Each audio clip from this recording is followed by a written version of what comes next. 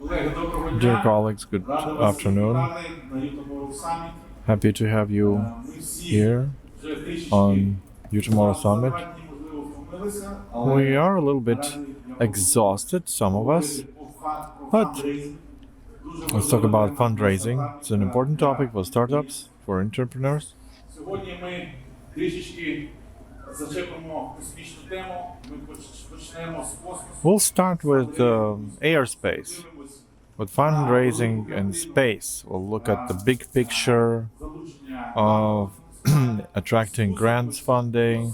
Then we'll go down to nitty-gritty detail, what grant funding entails, and also talk about what mistakes the young companies and startups can do during the fundraising, and also talk about fundraising as such on the scaling stage. You know, so our topic is Наталію Наконечну, яка має понад 10 років досвіду. Nataliya Nakonechna. We're going to talk about commercialization. We're going to talk about grants. Nataliya Nakonechna is in airspace and grants in airspace. Good afternoon, everybody. So it's not too hot in here. So we're gonna warm up with positive emotions. I'm Nataliya Nakonechna. I'm a co-founder and the head of Tech company that deals with grant funding, providing grant funding. And also I'm a member of the Council Association of Scientific Airspace Companies. And I'm going to tell you about fundraising options, especially about grant funding. So if you have an idea, a project, it's great. But if you don't have enough money for implementation, it may be a problem. So you have two ways basically to go about. You can go to investment fund and get the investment, but also you can go to a grant. You can apply for a grant basically. So I would like to dwell more on grant funding because that's the kind of funding that doesn't entail giving the money back or the revenues. The grant funding has a wide-scale application. You can apply for grants like travel grants or road shows, to go to international partners, to do local or international events, IP protection, getting consultants on board, subcontractors, or getting equipment, computer equipment. You can cover the expenses for payments of salaries to your employees, and also medical insurance for your employees. Considering our personal experience, and I've been in grant funding and in commercialization of space technologies. I've been here almost 17 years. Also considering the feedback from grant funds, I would like to tell you about the main mistakes that the companies often commit when they apply for grant funding. For instance, they wrongly choose the competition. And that's one of the main mistakes that we see. It's very important to understand where and how to find grant competitions. So you can Google, you can try and find competitions there, but you will spend a lot of time and it's not going to be good. It's much better to go to websites of grant funds and to look for information over there, or to go to aggregator sites of those who collect information about these companies. So our Tech aggregator that was made for the users to easily find grant competitions for themselves. So we have to take into consideration all those requirements that the fund puts forward regarding the project. So the requirements are clearly said in the description of each competition. Sometimes the companies who try to get a grant funding, they can skip some questions, they can miss that information, they may think that, oh, that's clear, why do I need to write more? But that's a big mistake. And many foundations who take your applications, they make the specific accent on that. So if you don't comply with those requirements, you just won't get the grant. And many companies, they file information in an unclear format. They believe that any person who is an expert, who will analyze your application, they might automatically understand what your project is about and what you're trying to get the funding for. But you have to understand that sometimes experts who analyze your applications, they can be people completely from a different industry. And you have to teach the information about your project in the format that would be logical, consistent, understandable, and clear for any expert who may be reading your information as a layman. Plus, you need to account for budget and rollout plan of the project. It's one of the most important plans of your grant application. You have to clearly understand and understand that even before you start filling out the grant application. You have to be clear about the budget and the plan of project implementation. What directions, what activities, what money are you going to need?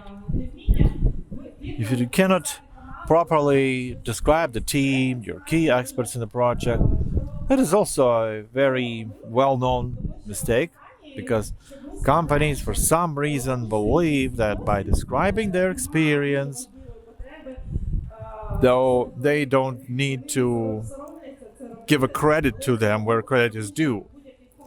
They shy away from that. But that's a mistake, because any foundation, any grant fund who you expect the funding from, they have to have faith in you. They have to believe that you really are committed to the goal that you set.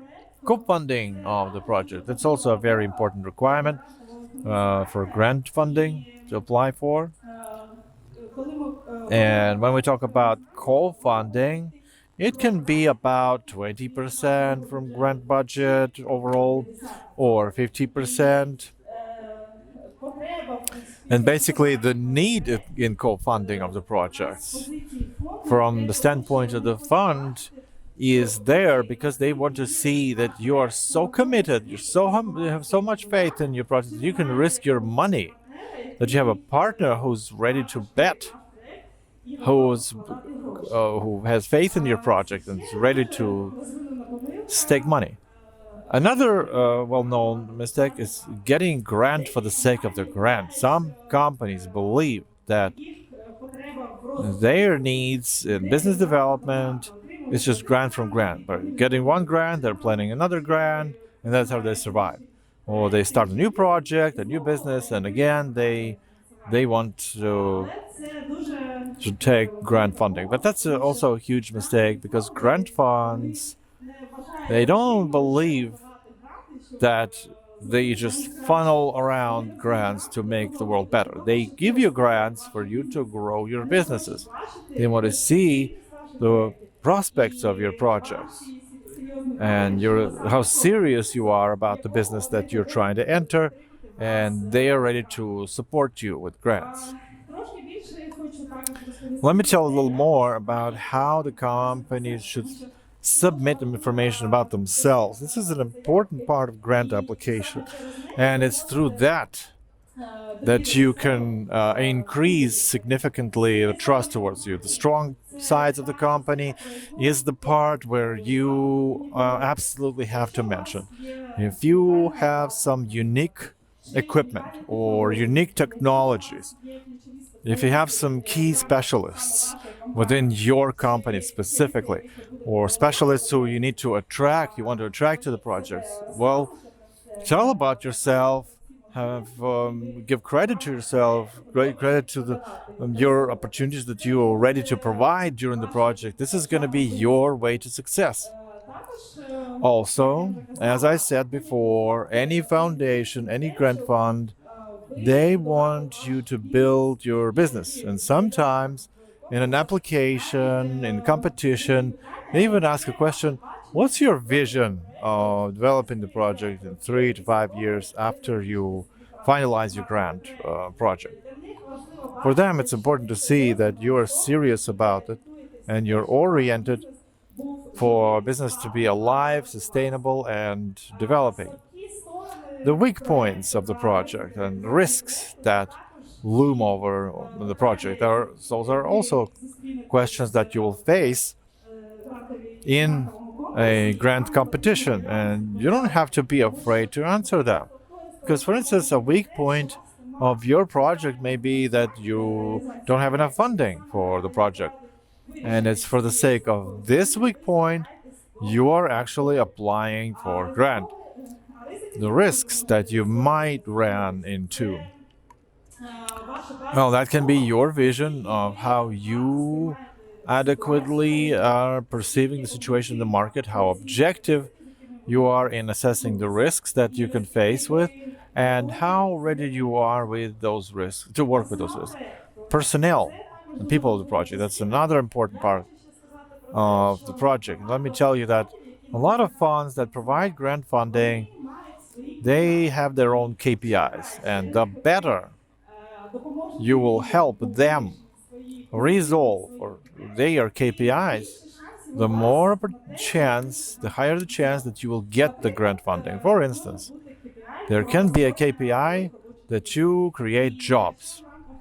And if implementing your project, your plan to open new jobs, to create new jobs, you should mention that. And the more jobs you're going to open, you create, the more chances you have to get grant funding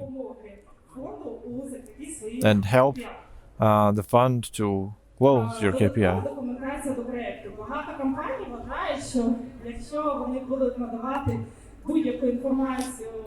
So many companies think that if they add so many annexes to the application, that may help them win. That's not always so, because competitions in the requirements, there's always an information.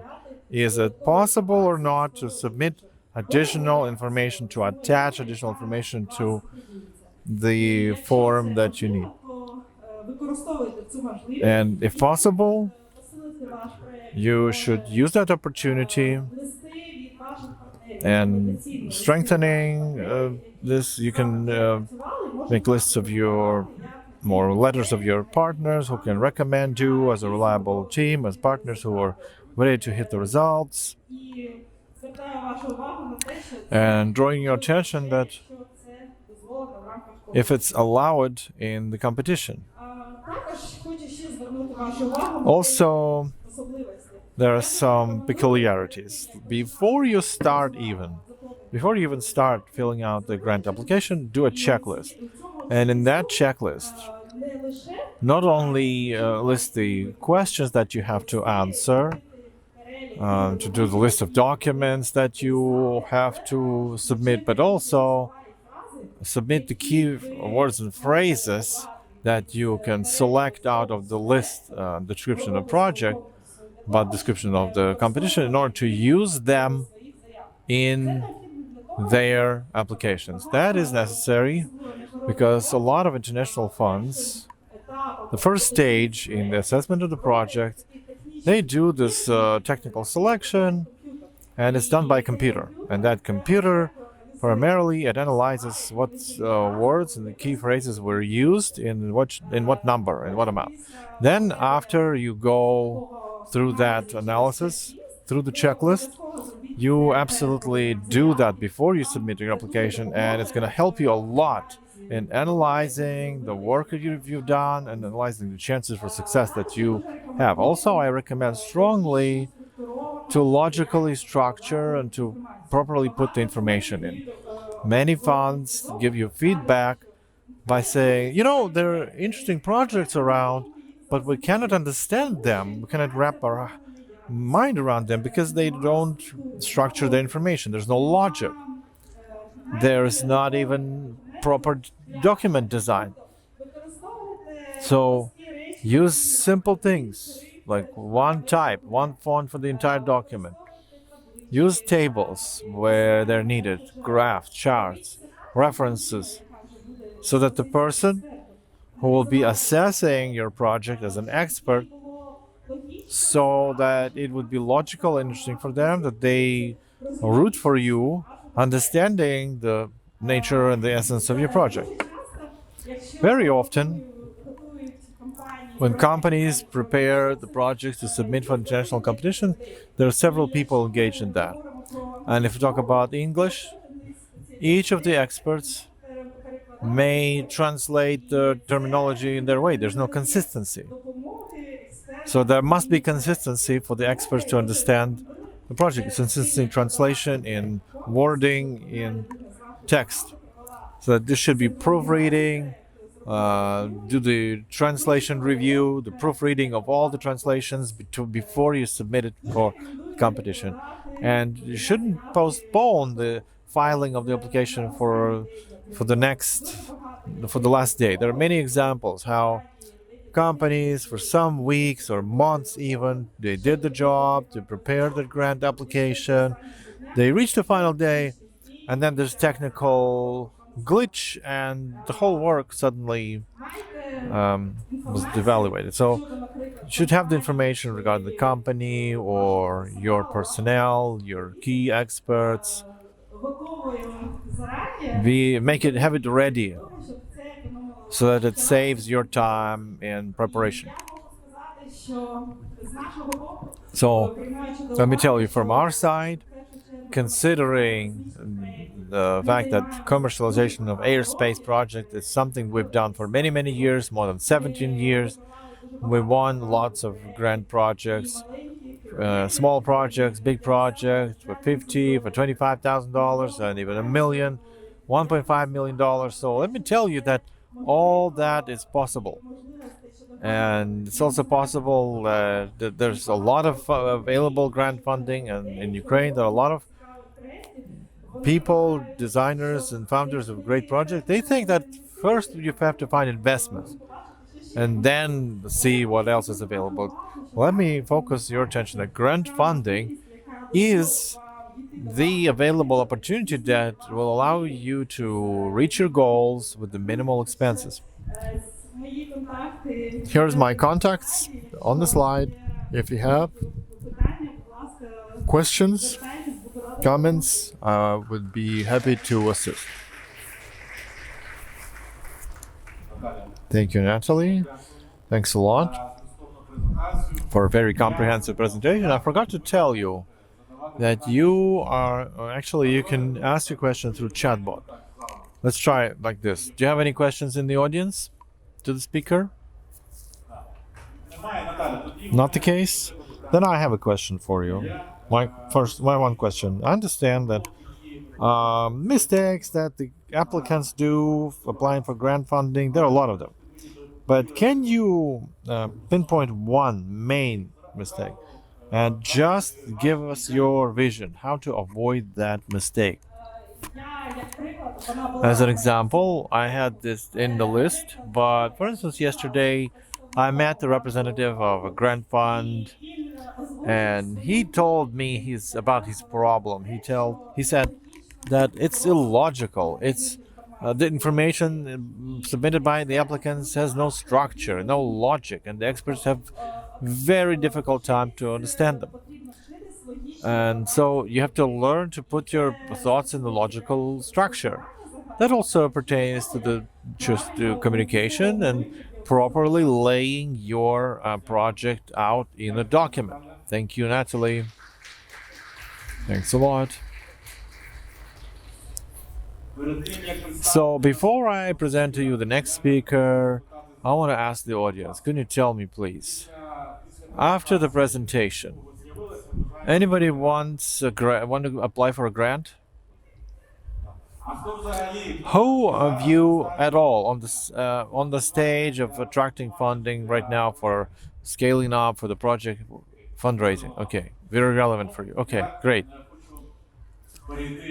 So let's go to the next speaker, who is Yaroslav Yaroslavskiy, who has more than 20 years working in companies and businesses, which is a serial company, founder of upSWOT, co-owner of Jump Run Games, and partner of US Capital. Please, Yaroslav, come to our podium. I have a question to you. I've heard one of your quotations. Hello.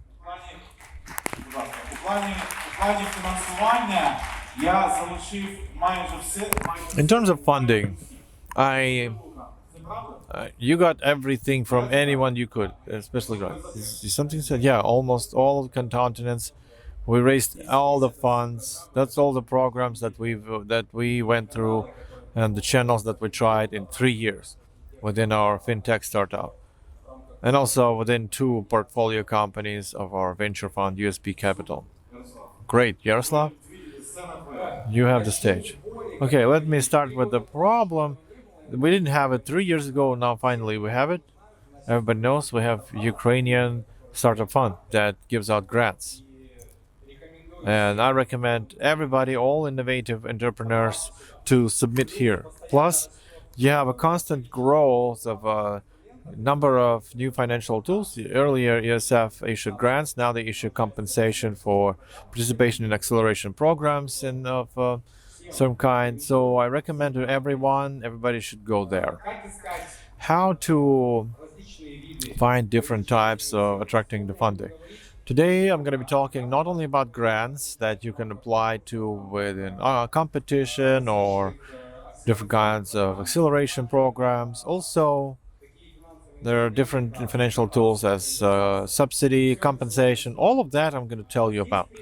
Here are some examples. Not all the existing platforms that there are, but some examples, and based on these ones, you can attract different types of funding. The biggest platform is F6S, that is right now in the world.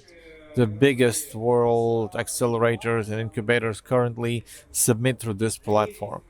Here is where startups register, venture funds, angel investors, organizers of innovative competitions. There are different programs, UiPath, GetRing, UNoodle. All of these platforms, you can find programs through which you can get grants, you can get mentoring, and most importantly in acceleration programs is that you quickly understand that if that's your market or not. You are helped to quickly go there to get your potential clients, something that startup will do for 3 months, for 6 months, sometimes a year. Through acceleration program, you'll get it much quicker. So let me give you an example of Poland. All of these institutions and tools are available in any country of the world, in any form or shape. How to find it? In every country where there's a good economic situation, there's an institute driving innovation, businesses. In Poland, it's PARP, it's the National Agency on Supporting Business and Development, Business Development. And this agency has different programs, state venture funds, funding commercial venture funds, different accelerators within which you can get grant funding, and also launch pilots with your potential customers. There are programs on scaling. So when you've been through the first stage, you get the full price. There are still open applications this year. You can submit them. You can claim getting additional funding with no reimbursement, just for free. Also, there was Pomorskaya Voivodskaya, where we registered initially. It's also in any German uh, federal land in Canton, Switzerland, Middle East, and Asia. Local regional development funds who provide opportunity to get additional funding. Plus, don't forget, any innovation, entrepreneurship is business. Any startup is business. So, just as SMEs, you can claim all the options of funding and all the programs from the state. Also, pay attention to the bottom one. Those are international conferences, and they have also competition for startups. You can get great networking there. You can find investors there, partners, like-minded people. But most importantly, just as well, you can get funding if you win a competition, and it's funding from 5 to 50,000 euro. So a very cool tool are chambers of commerce. They exist in different countries, and between different countries that have diplomatic relations, not many innovative entrepreneurs pay much attention to these chambers of commerce. Like, we got funding and we traveled to Great Britain within Northern Powerhouse program. That was a specialized cluster which was created around the Leeds, one of the that is the biggest after London British Center. They created their own innovation cluster specifically for innovative entrepreneurs. They're ready to give residence to the whole team that will move over there. Specialized offices, very much like Unit City, but a little bigger than that. And also they get you familiarized with investors, with potential customers, so they help you out to enter this market as quick as possible. Here's an example: Chamber of Commerce of Luxembourg, Poland. And just as well, they allocated the budget for development of innovations. They organized an event within which you can get a grant, 30, 50,000 euro, just like by going there. Also, here are some resource grants. Here are some of the biggest world corporations, and we have Amazon Web Services for startups in Ukraine. That's just great. There are a lot of acceleration programs and Ukrainian Startup Fund which are accredited, and you can get grants and resources from them as well. I hope we'll soon have Google for startups and also other resources and grants from bigger companies in Ukraine. So far, Google for Startups is only you're eligible if you participate in Polish programs, unfortunately. But those who use AWS cloud solutions, you're all welcome. As soon as you get a grant from Ukrainian Startup Fund or participate in Accelerator, which is accredited by them, you can go on and apply for this. At the bottom, there's also acceleration programs from specific corporations. Like, if you are into fintech or some industrial tech, there are corporations who are looking for solutions of their problems, of their challenges, the bottlenecks, and from them you can get A, launching the pilot, B, they always have some venture arm or venture fund, and those are investments that you can be eligible for. This is our experience in North America. Again, getting there, the best way to get there is through accelerator of some kind, but they have to understand that you're not a tourist, that you're there at least one of the founders moved there, and even better that everybody went there gradually. As soon as you're an American company, you have offices there, you're located there, you can claim other programs as well. So it's just as well, there are a huge number of grants. There are compensation grants.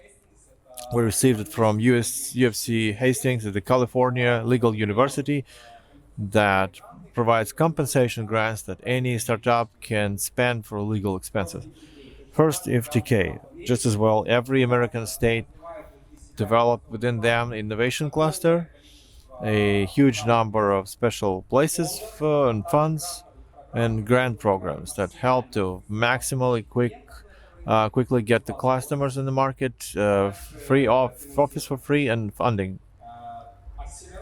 Accelerators, well, share accelerators, Berkeley Skydeck, and that SQI Capital, Alibaba, and also Barclays accelerators, Techstars with Techstars. But we decided that Berkeley is more interesting for them because they are more interesting for us than Accelerator with just one partner. Also, MasterCard, if some of you is into fintech, a very cool accelerator where the company participates now, and also see that there are programs like from Royal Media. It's a program that helps and trains you to properly do PR. For fintech like us or similar programs in other startup venues or areas, they teach you how to properly do targeting, how to launch PR campaigns, ad campaigns. Plus, they issue grants as their own services to promote the company in North America. Now, Asia. In Hong Kong, there's a huge state structure. It's called Invest Hong Kong. There are venture funds there, about 7 accelerators. There are accelerators with grants from $150,000 to $500,000 eligible. They also open the market of Hong Kong for you. They help you with mentors, with potential customers, investors. They familiarize you, they get you contacted with legal companies. So to do everything so that the startup or a company land on this market and actively develop. Another example is Ministry of Science, Technologies, and Innovation in Malaysia. So this ministry has the whole agency on innovation technologies. Just as well, we submitted there, and just now we're actively doing it, dealing with Malaysian market. Far East. Here are some examples from fintech and insurtech accelerators. It's a difficult market, different mindset. It's Islamic countries. I had to learn about Islamic banking and Islamic insurance in their center. Just as well, you can look for different accelerators that help you build business throughout the whole Far East or Middle East. So I'm just showing you examples of tools that you can use to enter different markets. We've tried it all ourselves. Sorry. So this is my colleague Olesya, who will tell you about USAID. It's an interesting story. Last year we also took the grant here in Ukraine. It was an alliance of 7 companies. And grants for European companies. Ukraine is also partially eligible for them. It used to be Horizon 2020. Now it's a new program, Horizon 2027. And also, if you are an American company, then it's USAID Gov. There's a huge number of grants depending on what state you are, what company you have, what direction, what products you design or manufacture. So you're all welcome. And there is also a company, Krida. Just a quick word. They are consultants and investors who help you attract investments and also other types of funding. If suddenly the startup team doesn't understand how to know, doesn't learn, but you can learn. It's all very easy. So thanks a lot. I hope what I told you will be useful and interesting to you.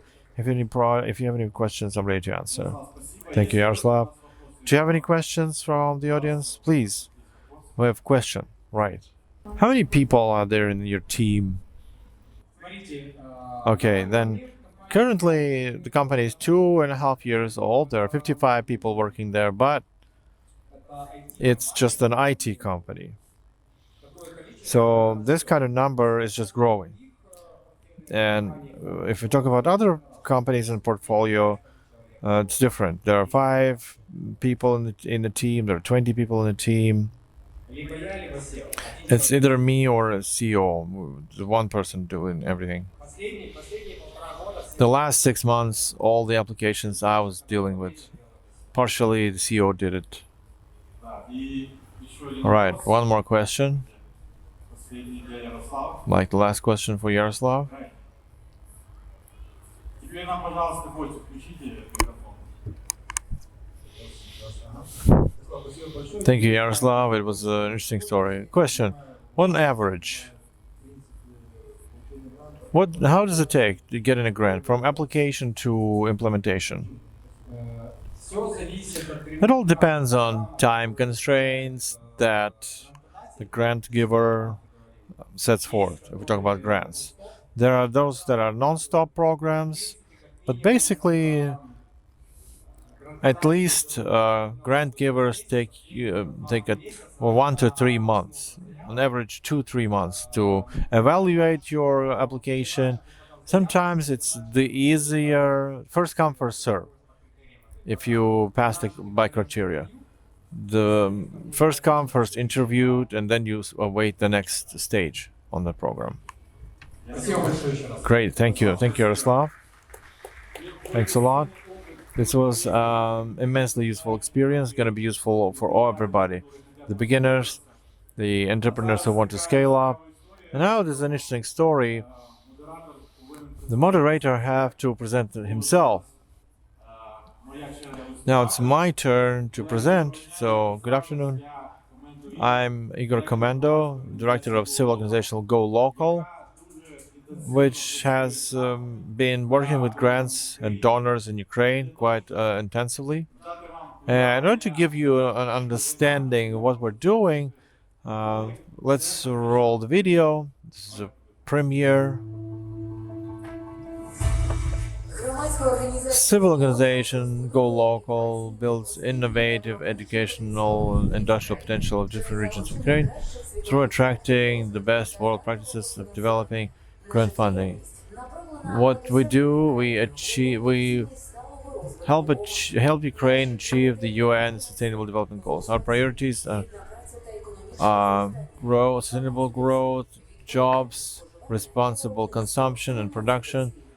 13, preventing climate change. We believe that current education and infrastructure is the guarantee that the youth will stay and develop our country. Our organization starts with UCOT and Nataliya universities to build school in Severodonetsk.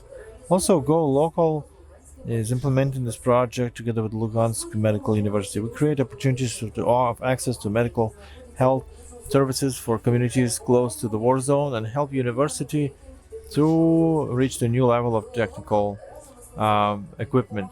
And we help 12 companies in Kharkiv to optimize business processes, to prepare for automation and implement IT solutions. By doing so, the companies cut the cost, increase sales, and attract investments.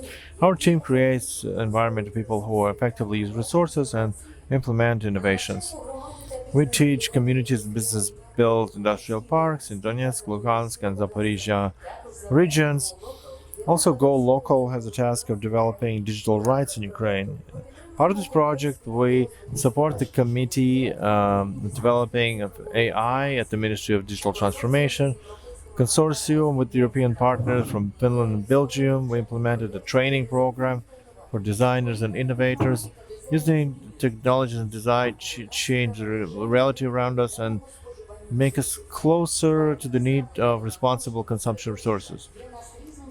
Responsible consumption is an end-to-end approach that we apply in all projects. GoLOCAL is a part of a big transformation of traditionally coal regions of Ukraine, coal mining regions, and helps us to launch this reform. We implement project in sustainable public procurement. We are the voice of Ukraine in the advisory committee on sustainable procurement from the UN network One Planet.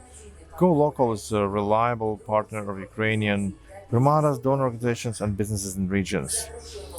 And you're all invited to build Ukraine together.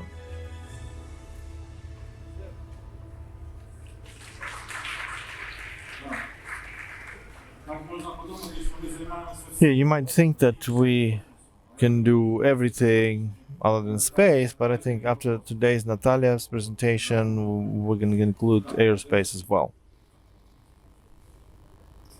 Тому можна мою презентацію. So let me run the presentation on the screen. Тому ще раз зроблю все. So I want to stress that the areas we focus on is innovation in the education, production, and creative industries. Чому ми вважаємо себе Why we believe that we're experts in grant funding? Because we've attracted about $3 million grant funding, and we are now implementing 7 projects with total budget $1 million. Our main approach is being a platform for businesses, local and central governments, and donor organizations. These 3 groups of stakeholders usually or often have the same goals, but their approaches and bureaucratic level and language barriers kind of put them in different corners. So we facilitate achieving those goals. What's the goal? Development of our country. Що ми сьогодні ви вже дізналися? Ви дізналися, що таке грант. So in the course of today's program, you've hopefully learned what a grant is, what grant-giving organizations are, and how to look for them. I'm going to tell you about projects that we implement in innovation and business. I'm going to tell you about one practical case and share some life hacks working with donors. First project we're implementing is in the east of Ukraine. We're training entrepreneurs who possess some industrial parks or industrial real estate together with city government, how to properly plan and attract investments in industrial parks. This project is interesting because experts in our project are practitioners. The top management of industrial park Bila Tserkva. So you can imagine how valuable this experience is of 5-year construction of parks that can pass that experience from industrial park Bila Tserkva. And basically, that is the type of grant funding, which is technical assistance. We provide technical assistance in education. The second project that we run is a project in Severodonetsk together with our partners, IT school UCOD, which is here in unit, with Key Fund, Vasily Khmelnytsky Foundation, economic support of east of Ukraine. And we create that kind of ecosystem project or platform to develop innovations and businesses in the region. And the core of this project is the IT school and business education. And basically, it's all a very small model. So it's a unit city in a small replica. So all the services that are available here on this platform are available for free. So it's another form of grant and technical assistance that people are eligible to. They're eligible to free education and consultancy to develop and grow their businesses. And the third project, which is about entrepreneurship ecosystem in the region, is digital transformation of SMEs, small medium enterprises. The project is implemented in the Kharkiv region. The model of the project is as follows. We selected 12 companies, SMEs, who want to implement digital transformation and IT solutions in their companies. But we say, are you doing this effectively? Because usually the company decides to implement some kind of digitalization, and they're usually doing that by function or by business process. It can be finance or managing stocks or managing personnel. But we offer to approach this process more systemically and start by assessing the efficacy of the whole business process, prepare with consultants how to optimize it, and only after that to implement or procure specific IT solutions. This kind of approach gives the opportunity to increase the impact from rolling out IT solutions and digital transformation in the company. Why am I sharing these projects? To show that not always grants are about money. Grants are also about non-monetary assistance.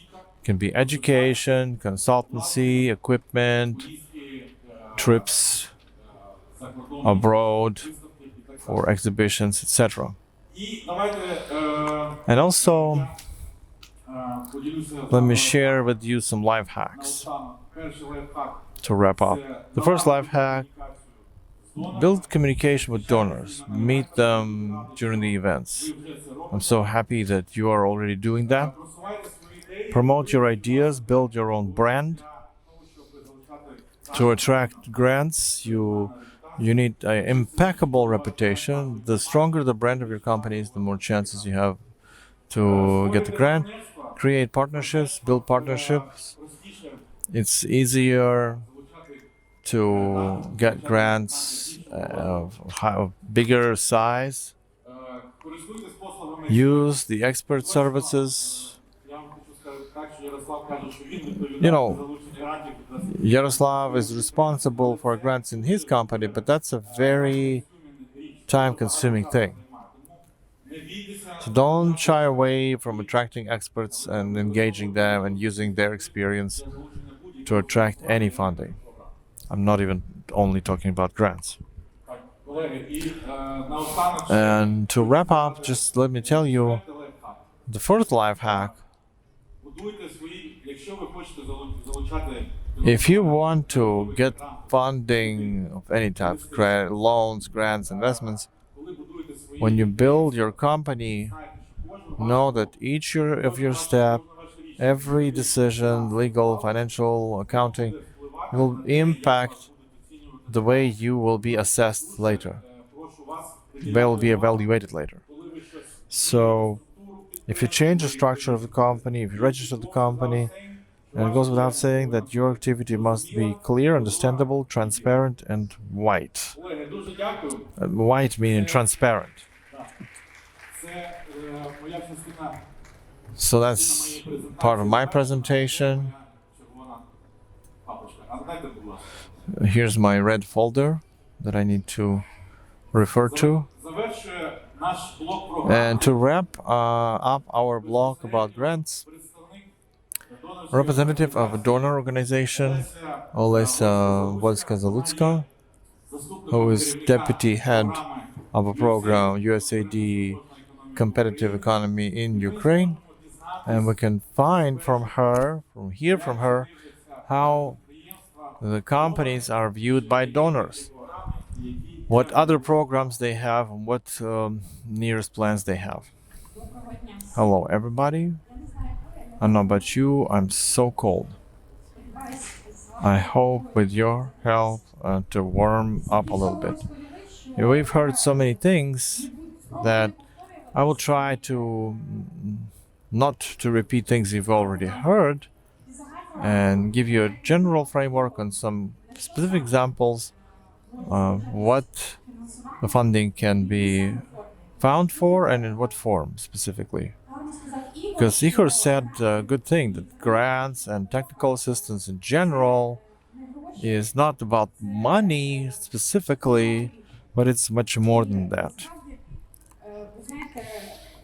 And even Ukrainian government renamed us from donors to implementation partners. So I also suggest you look at the grant funding from that point of view, from point of view of looking for partners. Because such organizations as ours, the programs that I represent today, which is a competitive economy of Ukraine, I don't have the right to represent USAID in Ukraine, but so I'm talking only about within our program. We're looking at potential grant recipients with a very complex, multifaceted analysis. We can implement not one project, but several projects. We can change and develop not only your company or your startup, but the whole cluster or sector. And together, we can change the country as well. Maybe that sounds very, ambitious, but that's our goal in Ukraine. That's why we're implementing the program that I present today. My slides will be boring compared to the previous speakers because we are quite a bureaucratic organization. Usually such programs last for 5 years. We've been already 3 years. There are 2 ahead of us. The total number of contracts more than 40 million. Grant fund 10 million. Why am I telling you all that? Because you should understand how at all this whole system of technical system works. We have more than 20 such projects in Ukraine. Other than Ukrainian projects, there are European projects, Canadian and other governments. Just bear in mind that there are many opportunities now in Ukraine. So not necessarily you should look at programs of neighbor countries. So what our programs works on? Business climate, supporting the sectors that have growth potential, fostering exports, trade facilitation, and supporting women entrepreneurship. As for cooperation forms, in our portfolio there are more than 140 grants. More than 50 of them are implemented right now, so they're not completed yet. Thanks for Nataliya, to the first speaker who was had a nice thing to say that we have co-funding. In our program, co-funding is from 25 to 50%, and the amount of grant depends on specific type of activity and the type of grant.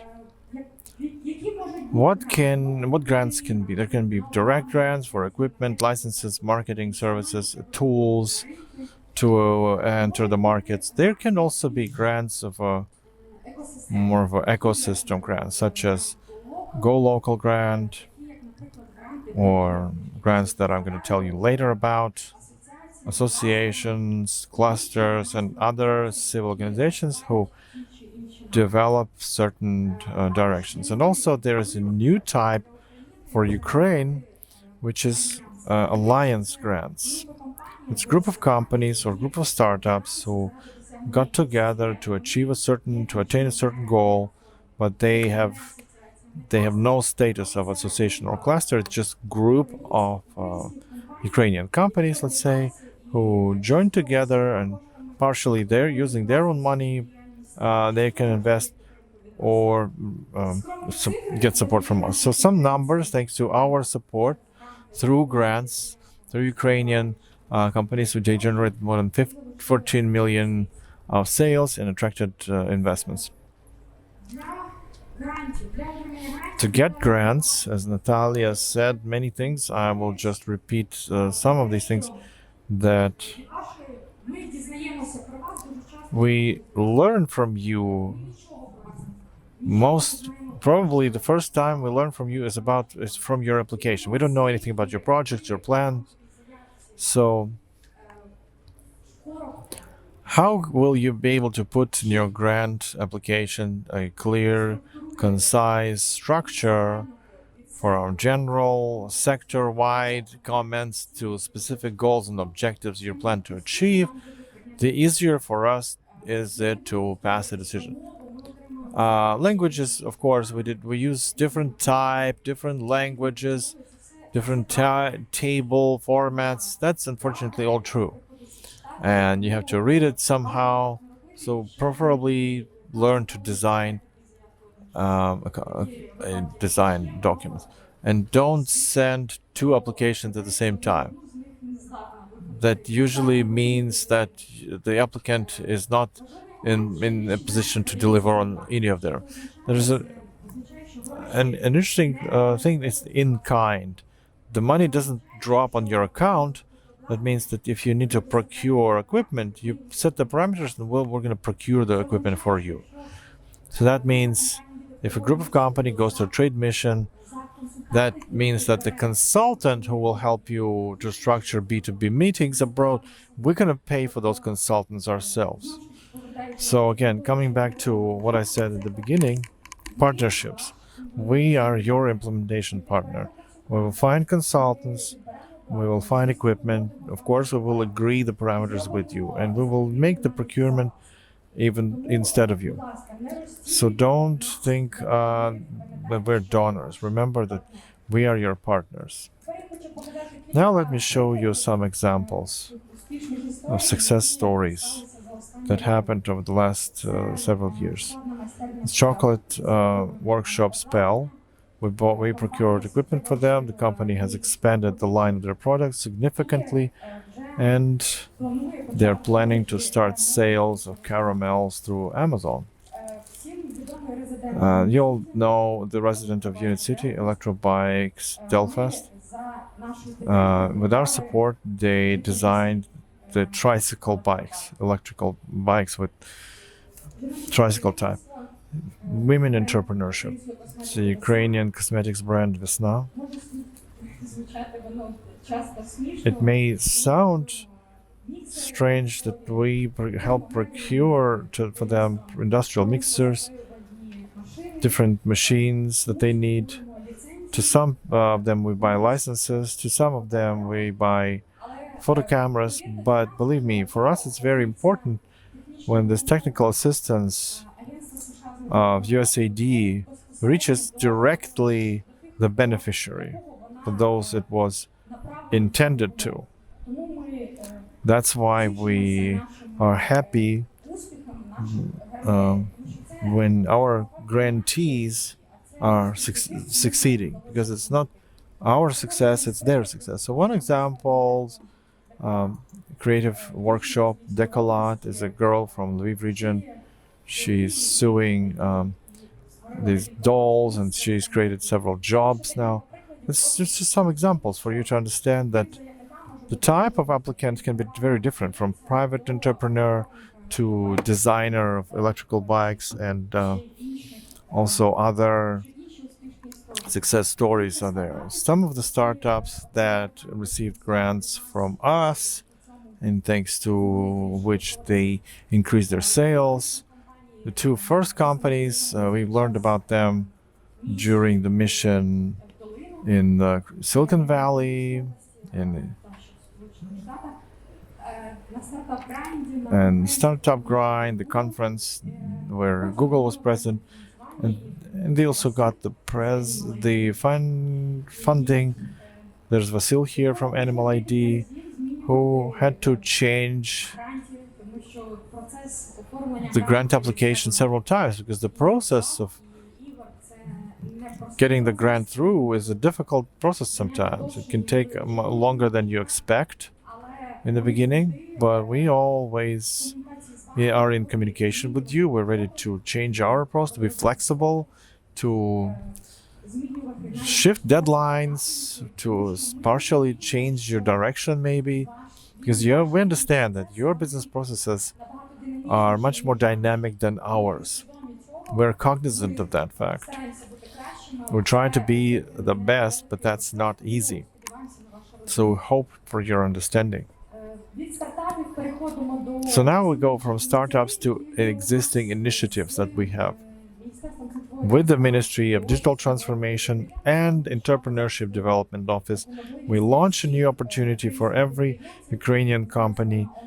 It's called On Frontiers on Idea Business website. You can register and apply for free consultancy from foreign experts. Over 300 experts are available to those who can, in English, to form the question that they have related to their businesses.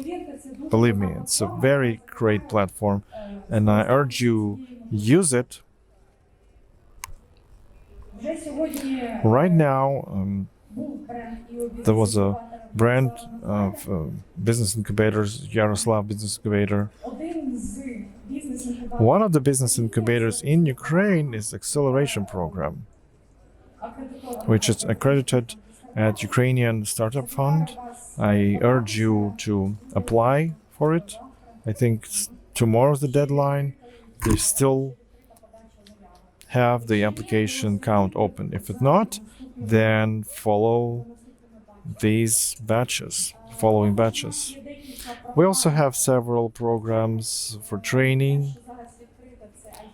the IT Expert Evolution. It's going to be within a year still with the Marketing Institute in Estonia. You can learn a lot from it. So please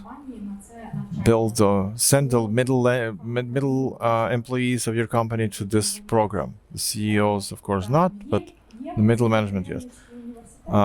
It's an entrepreneurship university. It's an initiative of Ministry of Education, Ministry of Digital Transformation. It's going to be useful to your students. If there are students who will have to want to go to training on innovation and startups, and students themselves can initiate a program that they want. Alliances. This is just an example of how companies or entrepreneurs can get together and fundraise in order to enter the markets that they want. Another flagship project that we have, Big Tech Marketplace, that we do with the Lviv IT cluster, and they will announce the start of work during the Lviv IT arena. So please come to this marketplace. You can join companies not only from Lviv region, and also trade missions that we supported over the last time. London Tech Week, Startup Grind, and there was a trade mission online Japan. Why am I showing you all this? For you to understand what types of events you can initiate by yourself. We have always heard and listened to you, and we want you, and we hope that you will tell us what's useful to you, because the general framework is there. It's written for 5 years ahead, but annual plans, they are dynamic. They are compiled against the market needs and industry needs. So that's why we urge you to give us feedback. What's what's lacking in the market? Where could we support you? We can support you not with everything. We don't try to replace somebody's place on the market. We try and create some things in the market that are not there yet, or build institutional capacity in the institutions that are already there. And it's not an easy task. But I think that with the institutions that are our partners, like GoLOCAL, like IT clusters, like IT associations, and all those people who work with us or are going to work with us, I think we have all the great chances to make Ukrainian ecosystem even better. And I think we're all witness the fact that it's much better now than 3 years ago. And it's up to us. It's up to our decisions. And I hope that decision will be yes, we'll do it. So, wish you get warmed up, and thank you for your attention. And everything that we can do, let's do it. Here you can see our general coordinates and contacts. I can be found on Facebook and LinkedIn. Open to communication. So, thank you. Okay, wait up, Olesya, for a second. Thanks for the presentation. Thanks for your program. It's incredible input in the ecosystem of innovations, entrepreneurship in Ukraine. Do you have any questions to Olesya? Please. Here comes the microphone. Thank you for this presentation. You told us at the end, I missed the beginning, maybe you've said about it. You said that you are responding to market demands, and you design the program for market demands. How do you see now, what's the main demand on the Ukrainian market? And what's the strategy that your fund has? Because we're now cooperating with you, and we wanted to understand that. The fund strategy right now is to implement the programs that are already in the pipeline in the portfolio. EU business incubators, GoLOCAL, Lviv IT cluster, Association of IT Ukraine and Scandinavian market. There are some planned trade missions. There are several dozen grants that are getting implemented. Some of the training programs, other than EU Business Incubator with the Lviv Business School. Valery, are you here somewhere? There's Valery Dobrovolsky, and you're gonna get to know him. Lviv Business School is launching soon.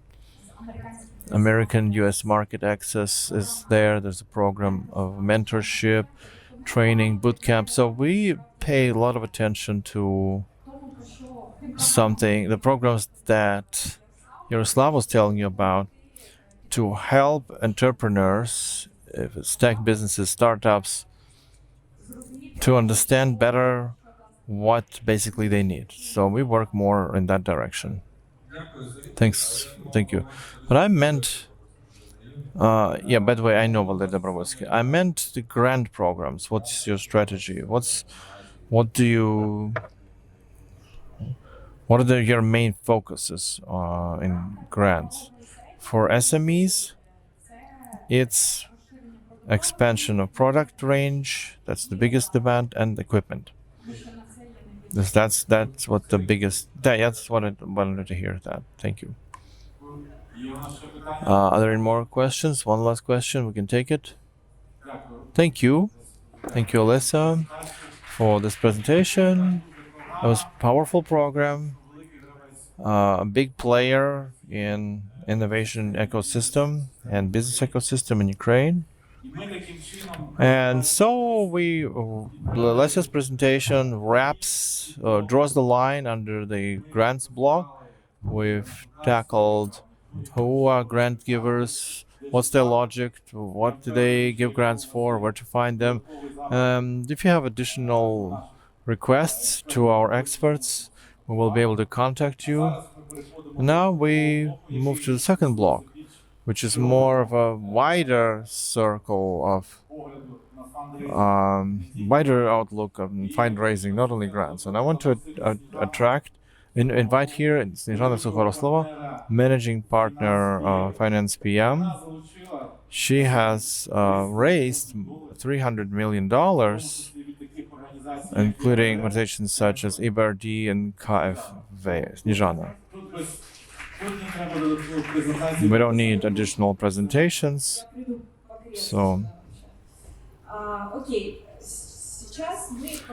we're going to talk about funding of startups by professional investors. But key things to mention here. I forgot the clicker here. That are important for startups on early stages, when you're only beginning, when you're only starting working on your project, and you decided to look for fundraising.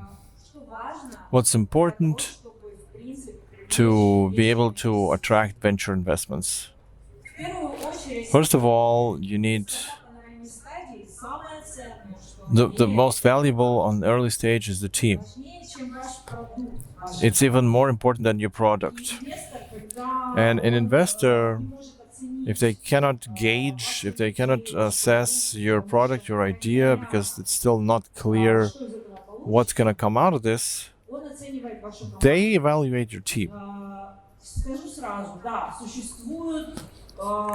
And there are startups where there's just one sole founder, but they're far in between. And success stories of such startups are even less frequent, and investors are very cautious.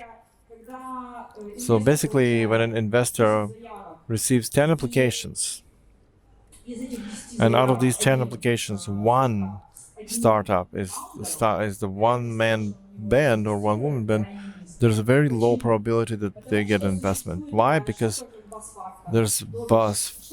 boss factor. What if you get hit by a bus? Or what is going to happen to your project? It's going to disappear because nobody will keep it working, because hired work will just go to another company. So basically, venture and capital investors, they have some kind of image of an ideal team because it's been a while since the early startups are being funded. And there are 5 key archetypes that on early stage, you can even have 3. So an ideal team of founders is 3 people: a strategist, a CTO, and marketing person, or person who understands who's the customer, how to reach them, knowing all these tools. So next, when the startup is growing, we need a person understanding finance, and there you need mentors. Why am I showing this as part of the team? Because mentors, you don't need them full time, but a startup needs to understand that they can ask for an answer and get it. Criticisms. That's a difficult topic with startups who are only in the beginning. They're only at the pitching stage. They get a lot of criticisms. I'm not even talking about haters on the internet. Of course, that's abundant, but we don't pay too much mind on that. I'm talking about criticisms from people who are professionals, investors, experts. When a startup comes to pitch, even after going the accelerator, entering the demo day, they still get a lot of criticisms. And I used to be on grill sessions, part of the grill sessions when startups are pitched to the investors, and sometimes people even cried. So it can be painful, and it's usually painful because you are pitching your idea. It's your love child. You shared this idea with the world, and then you meet, that's not an idea at all. So that's hard. But the criticism from professionals, who are people in the know, people in the industry, who understand the market, who have seen many different startups and pitches, their criticisms is a very important element of your growth. So whenever you hear all that, you slip on this information, you don't respond to it immediately. Especially if you send pitch decks to different funds, you receive negative feedback, don't get nervous. Breathe out, sleep on it, as I said. The next morning, take this criticism and work on it. Work on its essence, on the merit. Analyze on the merit. Why do you get the negative feedback? What's wrong? Maybe the origin of criticism is misguided. Maybe the criticism is really misguided. Maybe this person doesn't understand. Usually, criticism is the sign of not understanding. You failed to communicate this idea, or the idea is not relevant to the market. You didn't do the homework somewhere. You didn't analyze what's happening right now. So you take that criticism and you work with it very well. You come to your clients, you ask a question to them, you get an answer, an honest and open answer, and then you become better. Your project becomes better. Another thing, it would seem like we've been on that agenda, but I still can hear from some startups, we don't have any competitors. Don't say that ever, because that's the indicator that you're not ready. You don't understand. If you don't have competitors, that's 2 options. First option, your idea is not in demand. Nobody's gonna pay for that. Nobody's interested in that. Or you don't have competitors because you didn't find them. You didn't do your homework properly. There's no other option, because competitor is not a project like yours. It's a solution that your customers use now while you're not there, while your project is still not there. So that's your competitor. And means you need to understand if there is a market for your product, and who is on that market right now, who's solving that problem for them instead of you, and is the customer ready to pay? Because you can solve different problems differently, but not always people are ready to pay even at $1. I think you all see the situation where, why do I pay $1? I can not pay $1. It's just always analyze, scan the horizon. What's the problem? Who's giving the solution? Fundraising is a lengthy, complex process, and many people don't understand that. When you have an understanding, experience of angel investments, where friends, family, pools that are the first people who are ready to invest in the idea in the very early stage. So if you have some rich friends and you borrowed $10,000 from them, so you have this illusion that it's going to be as easy to raise funds later. You're giving more information, that means the money should come faster. That's not the way it is. As soon as you try to find venture capital, go to venture funds, you come to professional investors. And the longer they are on the market, the bigger their standing, the more applications they receive every year. And your application, they may just be too picky. Or there's a stack of resumes. So how do I select someone for the interview? And the manager says just takes one half and put it in the trash. They're losers. They don't suit our company. It is an anecdote, but with these huge piles of applications that funds get, it may get lost. Not because it's bad, because they don't have time to keep track of this huge amount of information. And what works well? Personal contacts, the 5 handshake rule. Just yesterday during the masterclass, I answered one question, and they asked me, how do I reach the investor? Well, you should look for investors. You do your homework. You should understand what foundations and funds are interested in what you do. But look for startups that this fund invested in. Knock their doors and ask to represent you, because these startups have gone through what you're going through. They understand how painful and expensive and lengthy it all is.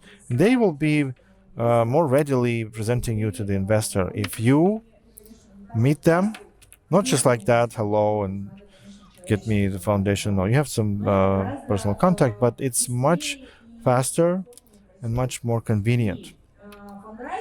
And fundraising is at minimum 3 months. So we'll put some 6 months under fundraising. If you do this pre-seed, seed ramp, if you do that the first time around. Why? Why so long? Because you need to train, you need to prepare. You need to prepare the package of documents that you're going to absolutely need before you talk to the funds. And I've heard people say, okay, I prepare a financial model and investor will be interested. No. First you prepare all the documents and then you go to the funds. And so how do you live through this 6 months? You go to funds, you try to knock their doors, and they say, no, you're too early. So what do you go? What do? You go back to the product, you create the product.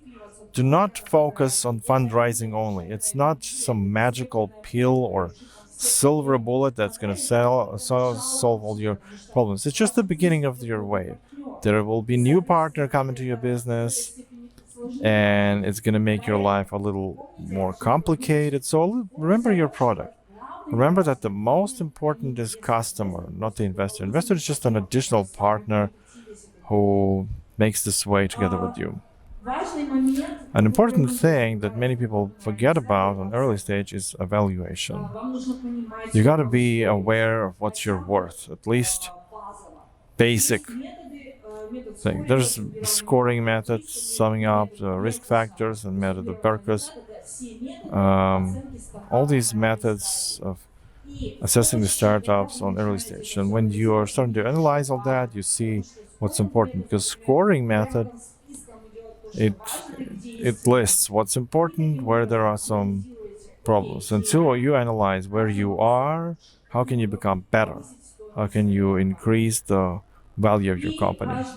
And also, a super important thing that I mentioned is doing homework. The minimal list of documents before you proceed to funds. If you talk about angel investments, of course, that's more about team, about personal relations. But if you talk about venture funds, then it's more formalized approach. So you have to have that minimum. Without it, they will tell you just you're a great PE, you're great guys, but you're not ready to talk to us. Yeah. And that's only if you get an answer. So if you create the first impression, a good first impression, you have to do all the homework. All the documents should be there. So I'm well on time. And if you have any questions, I'll be happy to answer them. So, dear colleagues, it's not that easy to sit still, but I think maybe you have some questions to our presenters. Hello, Snezhana. Thank you for a very interesting and applicable review. Can we apply for consulting? Yeah, this QR code. This is our company, USAID, and you can see everything we do. Right. Thank you so much. More questions? Everything's clear for everybody. All right. So, dear colleagues, thank you. Thank you, Snezhana. I think there are questions, but they should mature, right? Yeah. I'm very happy to invite here our guest, Jayson Kim. It's a general partner of Legendary Ventures, a company that invests into consumer sector.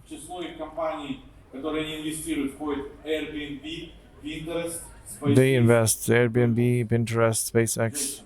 So please, I know that you want to sit, so if you want to sit, I can stay here with you. You can sit here or here. Microphone, for sure. Yeah, that's what we'll do.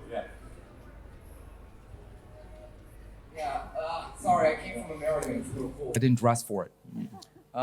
First of all, I wanted to thank everybody for letting me speak with you guys.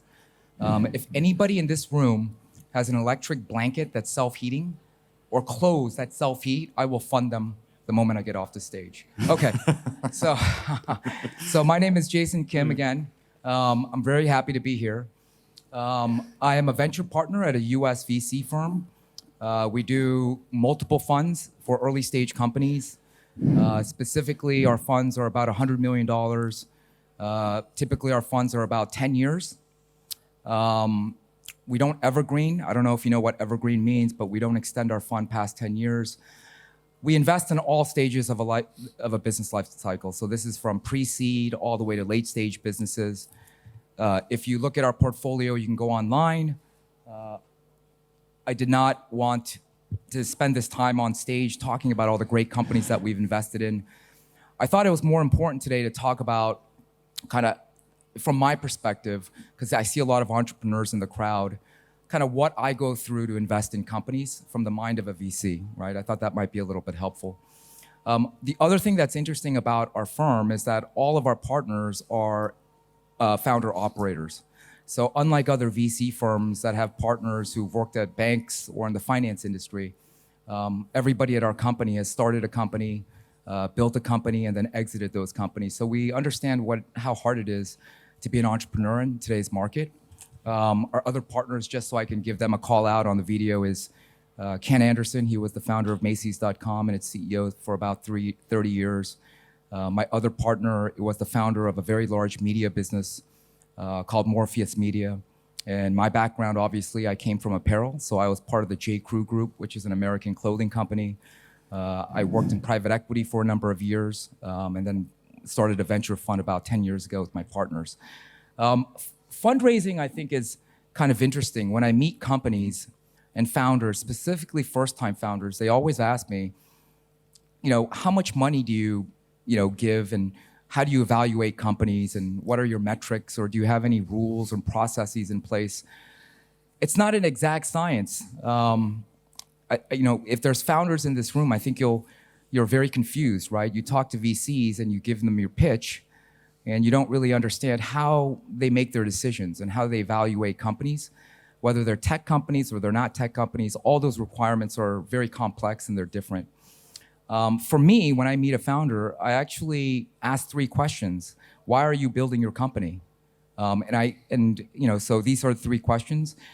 So I actually want to understand why a founder is doing what they're doing, what motivates them, what's the passion, because at our firm, we primarily make decisions around the person because we think people can scale.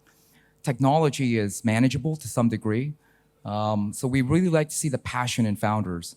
So I ask all founders 3 questions. The first question I ask them is, what's your motivation? Do you want to make money and sell the company? What drives you to do this? Do you want to change or make some sort of impact? Or finally, do you want to be loved and get loved? There are a lot of people who start businesses because they really love what they're doing. And each of these answers actually lead to different perspectives on that particular founder. So first I wanted to give you kind of a background of the ecosystem so that it gives you some orientation. The entire ecosystem is very difficult. As a VC, we look at probably 2,000 companies a month. And out of that, in our portfolio, we only fund about 50 a year. So it's a very small number. And this is the entire range. So we have pre-seed companies all the way to late-stage companies like SpaceX. And if you look at the startup community, it's very difficult, right? So there's about 100,000 startups, as reported by Crunchbase every year. Of the 100%, of the 100,000, at the very end, you only have about 700 that succeed. And this is from a venture financing perspective. So it's interesting because, as you go from pre to seed to bridge, we feel that the biggest problem area is not really in the pre and seed areas, but it's really in these bridge gaps. So, for most founders, they can raise money from friends and family or angel investors, and they could start their idea, get their product built, and get it to market to some degree. Where they have issues is really scaling that business up because they need capitalization of some sort. They need money, right? They need some sort of money to, invest in organizations, get more people to help them, distribute their products from a sales perspective. So it gets very complex. So we see the biggest challenge is from the C to the A in the financing rounds, because it's that critical phase when the founders really can't get the necessary help to really scale their business. And these are, again, kind of the results. Out of the 100,000 startups, about 81% make it to the next stage, 19, so on and so forth. And usually you only have about 1% of the entire ecosystem that actually get to some sort of liquidity. Liquidity for me is defined as market capitalization, which means that you're at a stable revenue rate. You have stable sales, or you don't really necessarily need to look at profit. Our firm doesn't look at profit as much as we look at revenue and growth, and that could be in transactions, or it could be users if you're a technology business versus a retail business. But this is kind of a tough roadmap. So you're probably wondering, how do we invest in people? For me as a partner, every VC is going to be different, but I really evaluate people. I think that if you're very passionate about what you're doing, that will give you kind of the energy to make it through all the peaks and valleys of a business. Typically, it takes about 7 to 8 years for businesses to mature. And during those 7, 8 years, you're going to go through a lot of problems, right? A lot of ups and downs, probably a lot of crying at times because the environment is so challenging. And so when I look at founders, we try to look at people.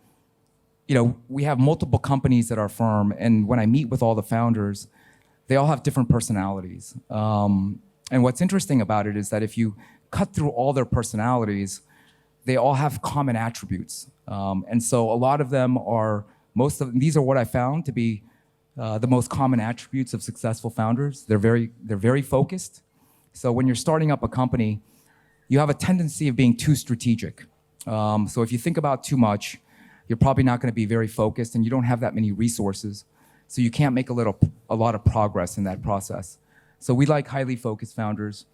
We like to see multidisciplinary teams. So if you're an early stage, first-time founder, you might only have 4 or 5 people in the company. It's really important to bring people that can do multiple things, right? And to delegate and to trust and build that kind of culture where you can help each other. So multidisciplinary thinkers are very important to us. Realistic negotiators. So when you're at a point where you need funding, this is kind of where it gets tricky. You have to negotiate, right, to get capital into the business and how much business you might actually give away. I'm a personal believer, because I'm a founder, that it's best never to take money, and if you're going to take money, you should take it late as possible, because at the end of the day, you don't want to lose too much control over your company. But we think, I've run into founders that are very unrealistic about their business. I've run into founders that are very negotiable, and I think it's not good to be on the extreme. You want to be somewhere in the middle, right? So you want to find, investors, board members, advisors who really understand what you're doing. I spoke about this at the last panel in terms of finding the right fit. Not every investor is a good investor. So for us as a VC firm, we try to stay within kind of our expertise. We're very strong in consumer, retail, and technology. We know those sectors very well. So if we find a pure technology company that might be a B2B business, we might refer them to another company simply because we're not smart enough to handle that. Not every VC institutionally understands everything about every business. So there's a lot of you in this room with companies. I'm sure you guys are a lot smarter than we are in certain areas, so that's the way it works. Critical thinkers. So, I think when you're going through all the rounds of financing, you have to be very smart about it. There's so much options out there, right? You can give away equity, you can give away warrants, you can take loans, you could do debt deals. There's so many options that you have to be very smart about figuring out exactly what's right for your company.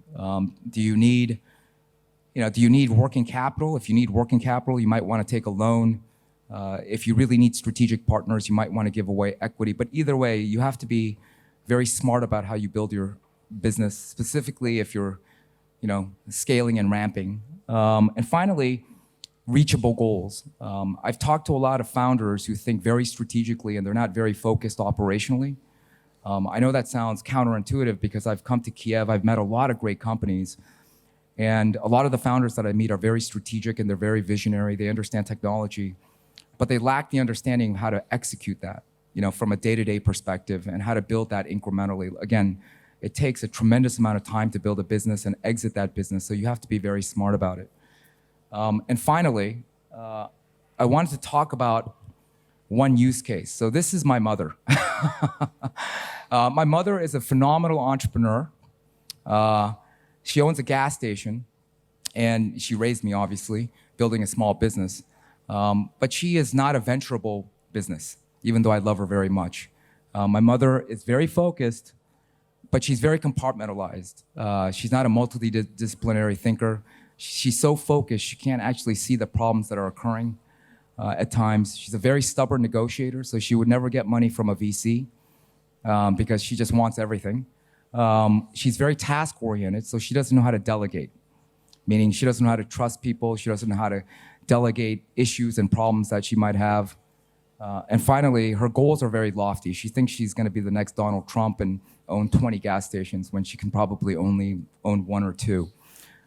So this is an interesting use case because I love my mother dearly, but she's clearly an example of someone who's very successful as an entrepreneur.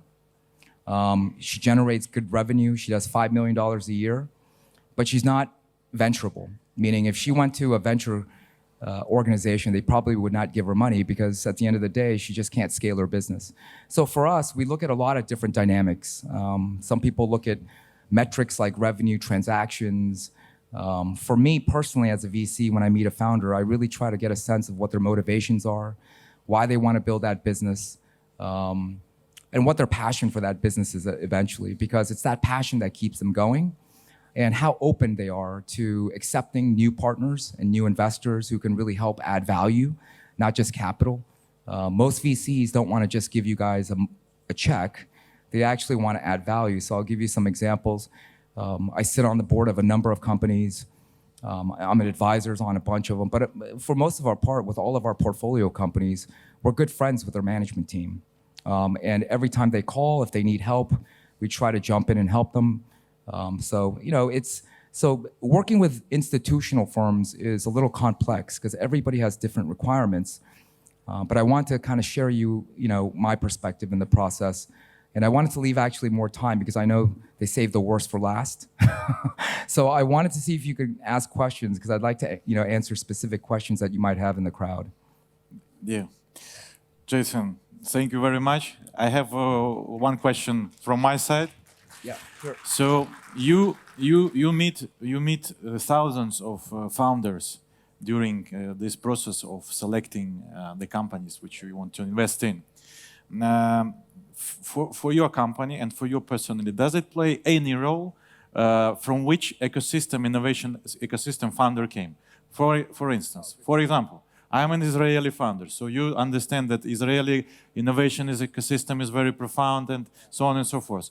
Or I am a Ukrainian founder, so you understand that it's not so mature and so on and so forth. So does it play any role, the origins of founders? That's a great question. From a firm perspective, we get a lot of deal flow.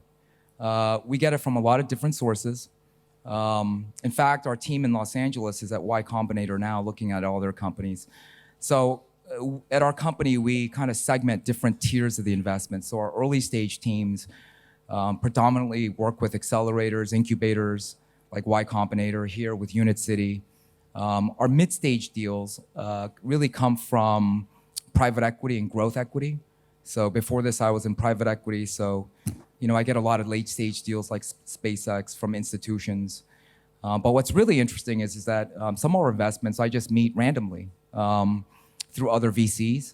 So, if there's if you meet a venture capitalist and you like them, but for some reason it's not a good fit, you should really get to know them because a lot of the deals that I look at that get recommended where we invest come from the recommendation of other VCs. So it's very helpful to have a VC either just as a relationship or as someone who's invested in your company because it builds more credibility. And it doesn't build credibility because you have a VC. It builds credibility because when a VC gets involved, unlike friends and family, angel money, the institution supports it at multiple levels. First, they've done some due diligence on you, meaning they've checked you, they've gone through your business model, they really like you as a founding team. But most importantly, they're committed to funding you. So for most of our companies, when we write a check, we also have to budget to give them additional money. So for example, if I gave one of the companies here a $200,000 check, we would probably budget for about $500,000 because we know that at some point you're gonna need more money. And so it's, institutional partnerships are very good. But I think to answer your question, our deals come from a variety of sources. I even get recommendations from friends and family. So it comes from everywhere. Thank you, Jayson. So please, we have a question from the audience. Thank you very much for really concentrated criteria. Jayson, just two brief questions. First, have you rebranded death valleys as gaps on your diagram? Say that again? I couldn't hear you. Have you rebranded death valleys into gaps on your diagram? Which diagram? You had a reverse bell diagram, probably on the third slide. This yes, one? bridging gaps. Yeah. So were they named death valleys before? I don't quite understand. Death valleys? Oh, debt equity. No, death valleys. Death wall. I don't quite understand. Death valleys. Death No, valleys, yeah. Death valleys. Yeah, Death valleys the red on is the this Death stage, yeah. Valley, right? Death Valley. Okay. And Yeah. secondly, you have a huge investment and experience with retail. Do you see the trend currently in retail industry switching for sustainability tech, some sustainability investments, new technologies in packaging, logistics, maybe less consumption? What is happening there from your perspective? Thank you. Yeah, thank you. What a great question. I think retail is undergoing a huge transformation. So, every 10 years, there's some sort of cyclical change, whether it's due to macroeconomic factors, it could be due to recession, it could be due to COVID pandemic. I think what's happening is, and I think there was an earlier topic at the seminar about the phygital customer. I don't think traditional retail is going away. There'll always be a role for store-based brick and mortar shopping experiences. But I do think that there's more of an evolution towards digital and kind of hybrid models. So if you look at some of our investments in the last year, we've been investing in more companies that have that type of intersection. So we have companies like Gemis that allow you to customize jewelry online. They'll send it to you at home so you could try it on, and if it fits, they'll send you the real model. So it's kind of an interesting try and buy model. So I think there's a lot of innovation happening around retail products from a technology standpoint that goes to sustainability, right? It's because inventory is a big problem in this world, right? I mean, there's more, if you look at any neighborhood in America or in Kiev, there's more inventory on that street, than any online store, right? It's just that we can't find that inventory because nobody knows where it is. I mean, this is a classic problem, right? Amazon in the United States is a huge company. They don't have any stores except their Go stores. But from a physical standpoint, they have, I think, about 100 DCs that support, a multi-billion-dollar business. But all of that inventory is sitting right in your neighborhood, but nobody can find it. So I think technology is transforming in ways where we have better visibility into the supply chain and that allow consumers to understand where it's supplied so they can get to that product quicker without having to build silos and additional warehouses. So yes, I do think there's a tremendous transformation happening. I think that's the trend. I think 25 years from now, the stores will probably end up becoming more like showrooms, if that makes sense, where people can kind of look at it and try it on and see things, but eventually they'll probably order online, right? We still have things that we have to fix in the system with certain categories, but I think it'll be great. Thank you. Thank you, Jayson. Наш блок підходить до кінця. Well, we have to wrap our blog. We have some couple of minutes. If any question to any of the speakers. If not, then we'll wrap up. Well, thank you. There's a question, right? Not questions? Okay. Dear participants, thanks a lot. Thank you for being with us.